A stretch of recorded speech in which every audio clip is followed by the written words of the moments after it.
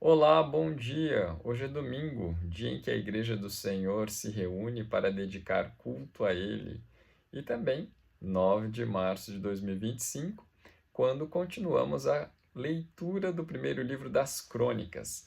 Vamos ao capítulo de número 9, que nos diz assim: Todo Israel foi registrado por genealogias e inscrito no livro dos reis de Israel. E Judá foi levado para o exílio à Babilônia, por causa da sua transgressão. Os primeiros habitadores que de novo vieram morar nas suas próprias possessões e nas suas cidades foram os israelitas, os sacerdotes, os levitas e os servos do templo. Porém, alguns dos filhos de Judá, dos filhos de Benjamim, dos filhos de Efraim e Manassés habitaram em Jerusalém. Utai, filho de Amiúde, filho de Onri, filho de Inri, filho de Bani, dos filhos de Pérez, filho de Judá. Dos Silonitas, Asaías, o primogênito, e seus filhos. Dos filhos de Zerá, Jeuel e seus irmãos, 690 ao todo. Dos filhos de Benjamim, Salu, filho de Mesulão, filho de Odavias, filho de Assenuá, Ibnéias, filho de Jeroão, e Elá, filho de Uzi, filho de Micri, ou Micri, e Mesulão, filho de Cefatias, filho de Reuel, filho de Ibnijas, e seus irmãos, segundo as suas gerações, 956 ao todo. Todos estes foram cabeças de famílias nas casas de suas famílias.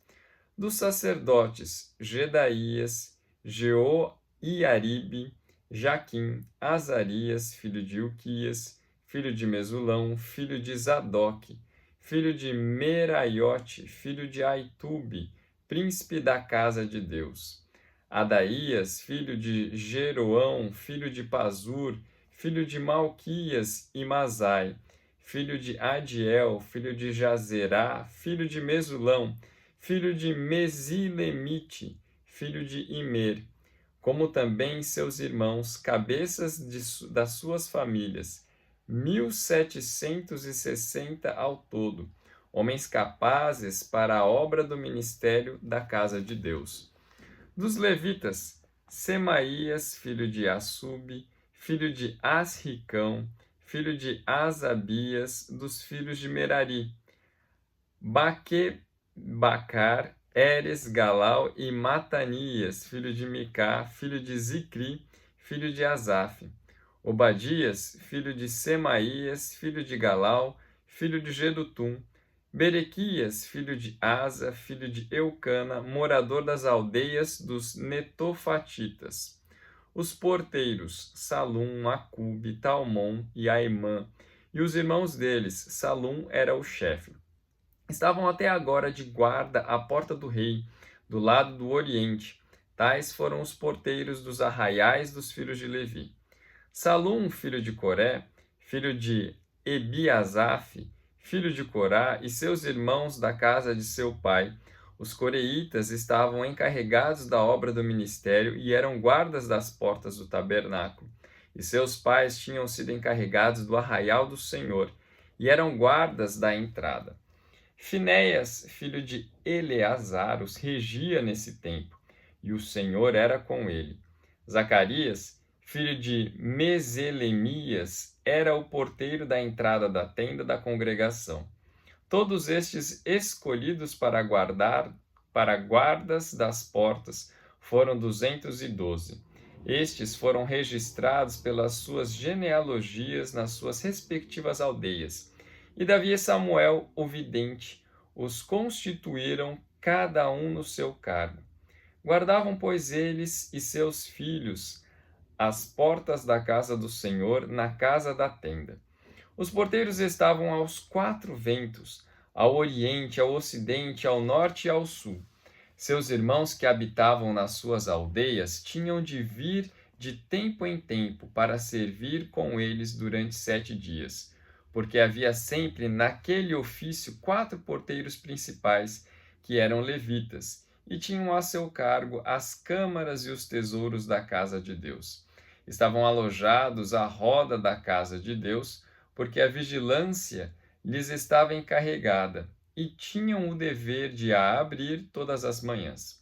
Alguns deles estavam encarregados dos utensílios do ministério, porque estes eram contados quando eram trazidos e quando eram tirados. Outros havia que estavam encarregados dos móveis e de todos os objetos do santuário, como também da flor de farinha, do vinho, do azeite, do incenso e da especiaria. Alguns dos filhos dos sacerdotes confeccionavam as especiarias. Matitias, dentre os levitas, o primogênito de Salum, o coreíta, tinha o cargo do que se fazia em assadeiras. Outros dos seus irmãos, dos filhos dos coatitas, tinham o encargo de preparar os pães da proposição para todos os sábados. Quanto aos cantores, cabeças das famílias entre os levitas, estavam alojados nas câmaras do templo e eram isentos de outros serviços, porque de dia e de noite estavam ocupados no seu mistério. Estes foram cabeças das famílias entre os levitas, chefes em suas gerações que habitavam em Jerusalém. Em Gibeão habitou Jeiel, pai de Gibeão, cuja mulher se chamava Maaca. E também seu filho primogênito, Abdom, e ainda Zur, Quis, Baal, Ner, Nadab, Gedor, Aiô, Zacarias e Miclote. Miclote gerou a Simeia. Estes habitaram em Jerusalém com seus irmãos, bem defronte deles. Ner gerou a Quis, e Quis gerou a Saul. Saul gerou a Jonatas, a Malquizua, a Abinadab e a Esbaal. Filho de Jonatas foi Meribe-Baal, e Meribe-Baal gerou a Mica. Os filhos de Mica foram Pitom, Meleque e Tareia. Acás gerou a Jaerá, e Jaerá gerou a Alemete, a Asmavete e a Zinri, e Zinri gerou a Mosá. Mosá gerou a Bineá, de quem foi filho Refaías, de quem foi filho Eleasa, de quem foi filho Azel. Teve Azel 6 filhos, cujos nomes foram Asricão, Bocru, Ismael, Seraías, Obadias e Amã. Todos estes foram filhos de Azel. Acabamos de ler o texto e, como havia falado a vocês, o capítulo 8 encerrava as genealogias. Mas por que então vemos aqui tantos registros de nomes, inclusive de microgenealogias no capítulo de número 9? Olha, este capítulo, logo no começo, ele fala que aqui está a descrição das primeiras pessoas que repovoaram a cidade de Jerusalém e, por conseguinte, Judá. Olha só, vocês devem se lembrar que o povo de Deus foi levado para o exílio. E o autor, o cronista, já menciona isso logo no primeiro verso, indica também o motivo para isso. Olha o que diz lá.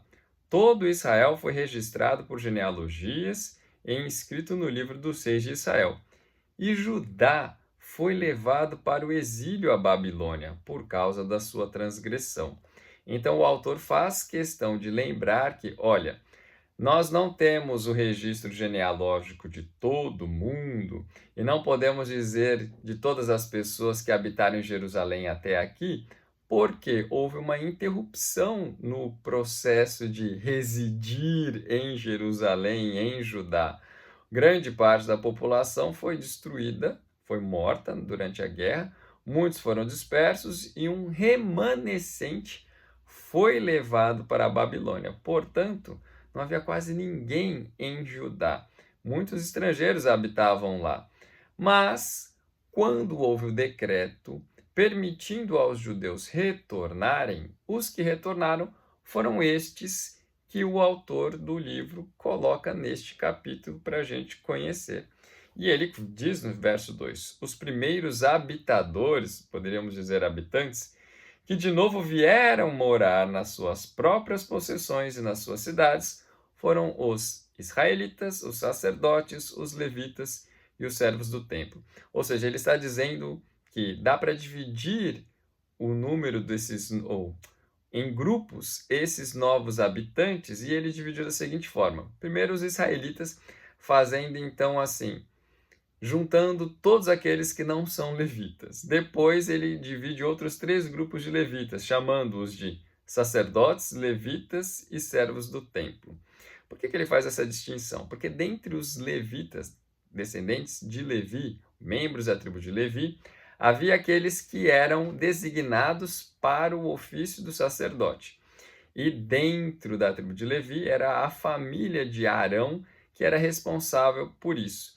E depois nós vamos ver que dentro da família de Arão afunilou ainda mais, porque somente aqueles que descendiam de Zadok é que passaram a compor o ofício do sacerdócio. Depois ele coloca outro grupo dos levitas, que exerciam funções diversas. E por último fala dos servos do templo, que compreende tanto aqueles que tinham funções administrativas, como também os cantores. Mas vamos primeiro esse grupo que ele chama de israelitas. Dentro do grupo dos israelitas, que vai do verso de número 3 até o verso de número 9, ele cita que tem também gente da tribo de Efraim e de Manassés, mas ele não fala quem são as pessoas da tribo de Efraim e Manassés. Ele cita somente pessoas da tribo de Benjamim e da tribo de Judá, que vocês devem se lembrar que nas genealogias que ele fez entre os versos número 1 até nos capítulos anteriores, até o capítulo de número 8, ele coloca justamente essas duas tribos em grande destaque, junto à tribo de Levi. Então, Benjamim, Judá e Levi têm grande destaque, e ele mais uma vez apresenta o destaque aqui. Mas não deixa de mencionar Manassés e Efraim, que foram tribos que também tiveram alguns dos seus membros fiéis à aliança com Deus feita à casa de Davi. E aí, chegando ao verso número 10, chegamos também ao segundo grupo, que é o grupo dos sacerdotes, que eu disse a vocês que afunilou ainda mais. Os sacerdotes eram aqueles membros da família de Arão, e depois de um tempo, dentro da família de Arão, somente aqueles que eram os descendentes de Zadok. E ele diz que o número de descendentes de Levi, ou melhor, descendentes de Zadok, que eram aqueles habilitados ao ofício sacerdotal, era um número grande, enquanto que o número de Judá era de aproximadamente 690 ao todo, o número de Benjamim era 950 ao todo. Ele diz que o número de descendentes de Zadok, ou seja, de sacerdotes, era de 1760 ao todo. Homens capazes para a obra do ministério da casa de Deus. Verso de número 13. Vem que era um número expressivo. Então, é como se o autor quisesse dizer: Deus abençoou o povo para que tivesse gente suficiente para exercer este trabalho tão importante, que é o trabalho da adoração, do culto a Deus. A partir do verso número 14, nós vemos esse grupo dos levitas. E aí ele cita vários nomes. E depois, a partir do verso número 17, ele cita este grupo dos servos do templo. Dentre os servos do templo estão aqueles que exercem a função de porteiros, e os porteiros são desde o verso 17 até o verso de número 27, e ele diz que os porteiros estavam espalhados por vários cantos do templo. Diz inclusive que havia um líder entre eles e que o Senhor Deus era com ele. Ele cita isso lá no verso número 20. E também diz que este ofício de porteiro, apesar de não ter sido instituído na lei do Pentateuco, foi instituída assim por Samuel e por Davi, ela é válida e deveria continuar seguindo o padrão estabelecido por Samuel e por Davi, como diz o verso de número 22. Todos estes escolhidos para guardas das portas foram 212.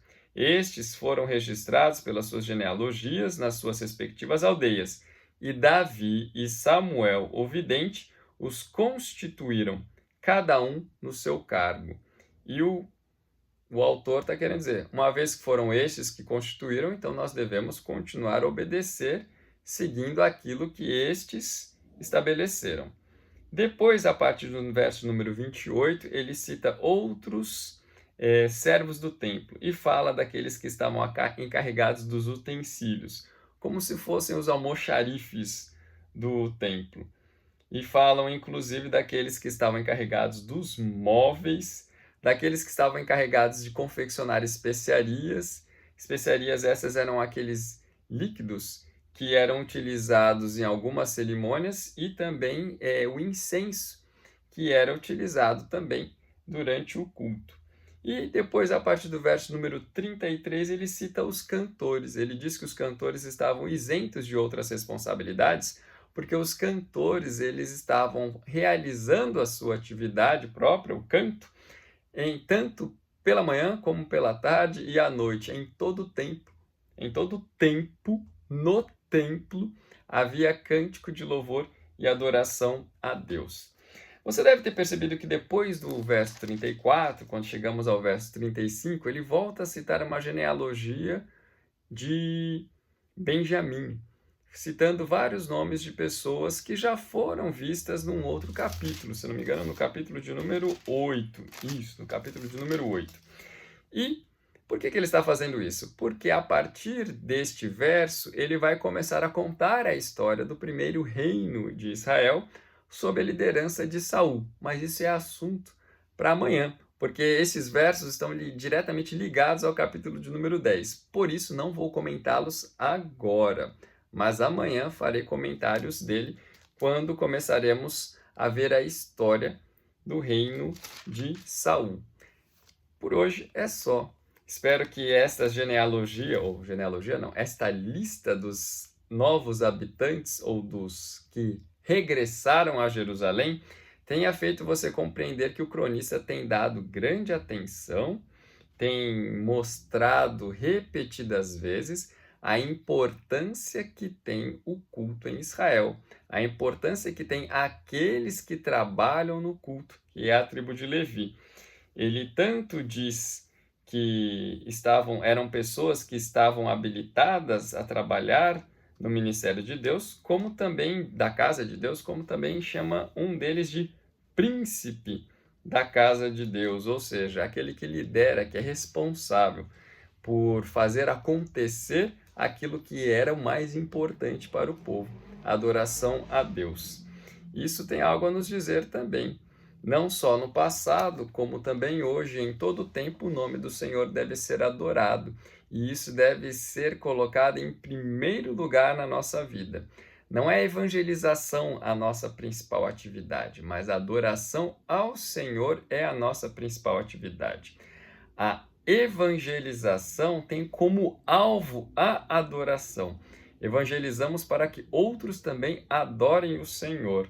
E quando evangelizamos, também estamos adorando ao Senhor, pois estamos tornando conhecido tanto o Senhor quanto as suas obras diante das nações. Bem, a adoração ocupa um lugar especial.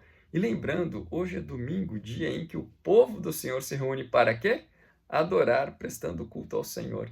Então, se você não fez isso ainda hoje, faça. E se você já fez, louvado seja o nome do Senhor por isso. Que Deus abençoe a sua vida, meu irmão, e até amanhã, quando continuamos a leitura do nosso livro das Crônicas. Até mais!